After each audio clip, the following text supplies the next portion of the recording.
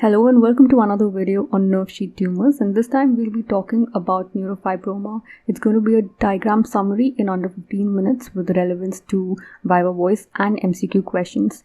We'll discuss it under these headings, and for more such videos, do subscribe, like and check out more videos on similar topics. So getting right into neurofibroma, as in the previous video we'd been discussing something called schwannoma or neurofibroma. So in that we discussed that it is a benign nerve sheath tumor. So similar to that, neurofibroma as well is a benign nerve sheath tumor. That it means it's a benign tumor that arises out of the nerve sheath. So again, to summarize, nerve sheath is basically the structure that surrounds and insulates your nerve, right? It is composed of myelin and connective tissue that surround and protect the nerve. So if you look at an individual nerve fiber, you see that the axon is covered by layers of myelin sheath. This overall nerve fiber is covered by endoneurium. A group of these is covered and protected by the perineurium, while the entire nerve is covered by a dense sheath of connective tissue, which is called the epineural sheath, right? So the nerve is a highly sensitive and a well-protected structure. Now the thing is that our tumor is arising out of the cells of the nerve sheath. Okay, this is why it is called a benign tumor of the nerve sheath. In schwannoma, we saw that the tumor was arising out of Schwann cells.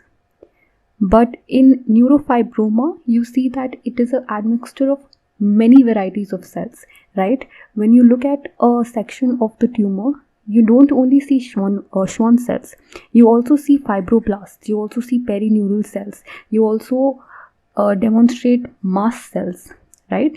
So this says that it might have a different origin as well, right? So the exact origin is not known, but remember that within the tumor, you see perineural fibroblasts, you see neurites as well as Schwann cells and mast cells. Okay, another key point that we would differentiate with neurofibroma is that there is infiltration of the nerve involved. When we looked at neurofibroma, we said that it has a tendency to push the nerve aside, right? It grows in a way that it pushes the nerve aside.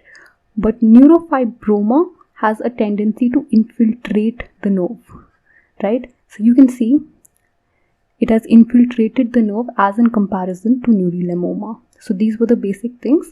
It is a benign nerve sheath tumor. Its exact origin is not known, but you demonstrate perineural fibroblasts, neurites and Schwann cells, and it demonstrates infiltration of the nerve involved. Okay, so this was a detailed introduction on what neurofibroma is.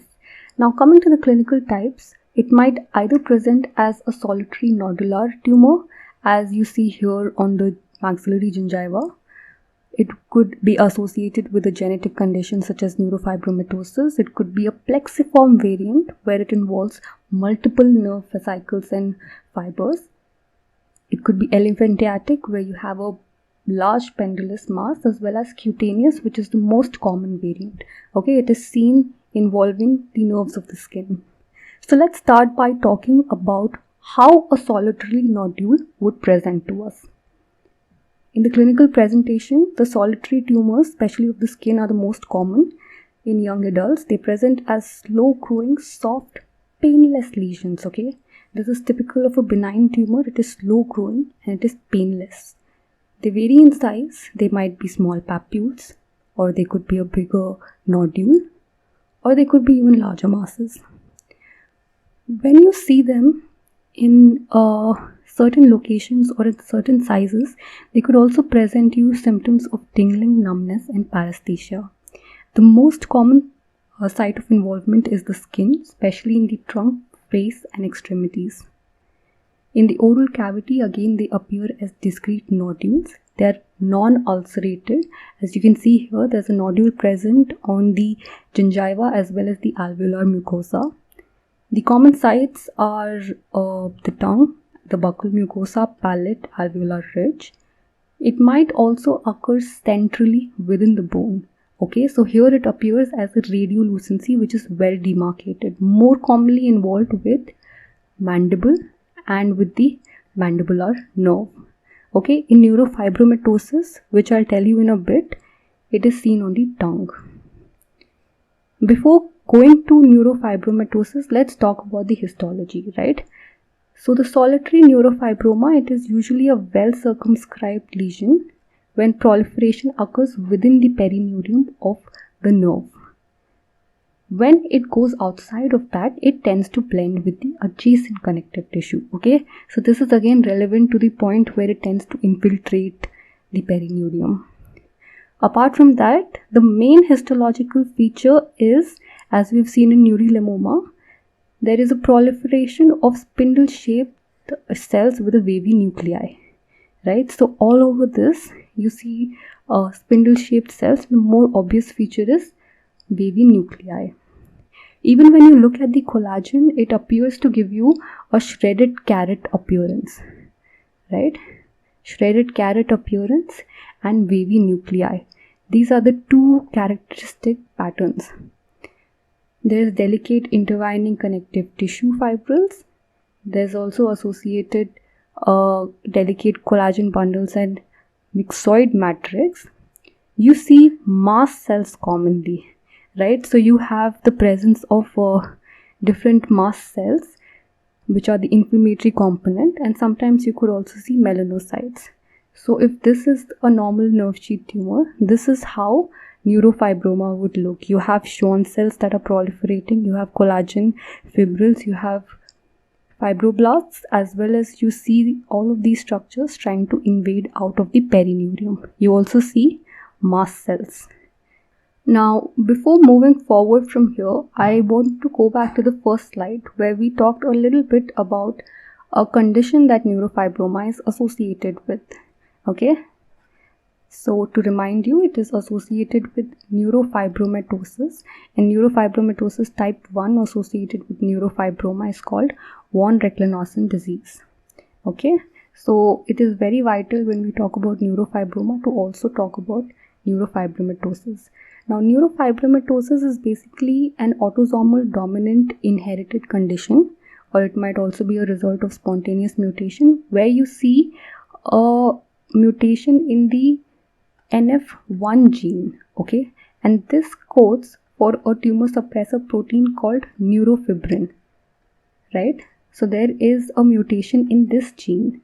There are about 8 types of neurofibromatosis, but the most common one, about 85 to 95% of times, is neurofibromatosis type 1, and this is called the von Recklinghausen disease of the skin. There are certain things that you see here that you must keep in mind, okay?